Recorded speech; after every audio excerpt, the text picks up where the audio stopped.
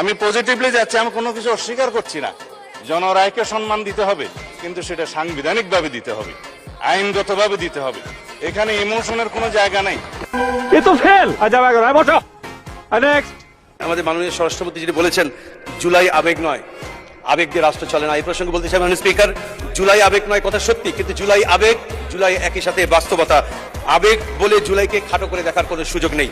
মাননীয় স্পিকার, 50 ঘন্টার আলোচনার যে বিষয়টি এখানে উপস্থাপন করা হয়েছে, সেখানে সকল সংসদ সদস্যরা যাতে নির্বিঘ্নে আলোচনা করতে পারে, সেজন্য 50 ঘন্টার আলোচনার কথা মাননীয় বিরোধী নেতা উত্থাপন করেছিলেন, কিন্তু এটিকেও খাটো করে দেখা হয়েছে। আরেকটি কথা মাননীয় স্পিকার, জুলাই আইন অধ্যাদেশ ব্যাপারে মাননীয় স্বরাষ্ট্রমন্ত্রী উল্লেখ করেছেন। তিনি বলছেন জুলাই আইনও না, অধ্যাদেশও নয়, কিন্তু সংবিধানের 152তে বলা হয়েছে সকল অধ্যাদেশী আইন। সুতরাং তিনি এই মন্তব্যটি তার দায়িত্বশীল মন্তব্য হয়নি। আমরা আশা করি ভবিষ্যতে তিনি দায়িত্বশীল মন্তব্য করবেন।